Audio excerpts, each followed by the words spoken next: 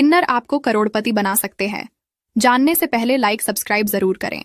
जब भी आपके घर आंगन में खुशियां आती हैं तो किन्नर जरूर आते हैं और किन्नर का घर आना शुभ माना जाता है। अगर कभी आपके घर बुधवार के दिन किन्नर आ जाए या फिर आपको बुधवार के दिन किन्नर कहीं बाहर मिल जाए तो आप उनको कुछ पैसे दान करें और उनसे एक सिक्का मांग लें और उस सिक्के को बिना किसी को बताए हरे रंग के कपड़े में बांधकर तिजोरी या अपने पर्स में रख लें। आपकी सोई हुई किस्मत जाग जाएगी और आपकी आर्थिक स्थिति। मेरी शादी हुए 1 ही महीना हुआ था। एक दिन अचानक मेरे पति ने मुझे थप्पड़ मार दिया।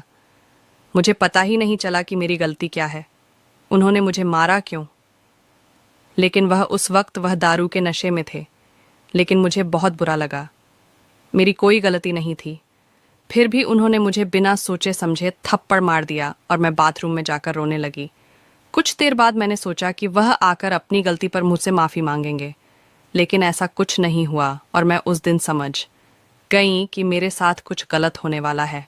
क्योंकि दारू पीने वालों का क्या भरोसा, कौन सी बात अच्छी लगे कौन सी बुरी लगे पता ही नहीं चलेगा, और कब मुझ पर हाथ उठा देंगे पता ही नहीं। मैं उसे दिन बहुत रोई।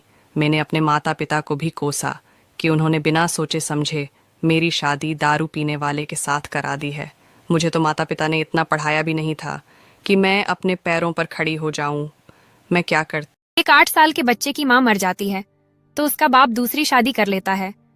एक दिन वो बाप अपने बेटे को अपने पास बुलाता है और पूछता है कि तुझे तेरी नई माँ और पुरानी माँ में क्या फर्क लगता है। लड़का बहुत ही मंद स्वर में कहता है कि मेरी पुरानी माँ झूठी थी और नई माँ सच बोलती है। लड़के का जवाब सुनकर आदमी हक्का बक्का रह गया और उसने पूछा कि जिस माँ ने तुझे जन्म दिया और पाल पोस कर इतना बड़ा किया वो तुझे झूठी और ये कल की आई हुई औरत तुझे सच्ची कैसे लगती है। लड़का बोला, मेरी पुरानी माँ हमेशा कहती थी कि अगर तू मस्ती करेगा तो मैं तुझे खाना नहीं दूंगी। मैं फिर भी खूब मस्ती करता था। इसके बावजूद भी वो मुझे सारे गांव से ढूंढ कर लाती और मुझे अपने हाथ से खाना खिलाती थी। और मेरी नई माँ भी यही कहती है कि अगर तू मस्ती करेगा तो मैं तुम्हें खाना नहीं दूंगी। और आज मैं सच में ही 3 दिन से भूखा हूं। दोस्तों, ये कहानी कैसी लगी कमेंट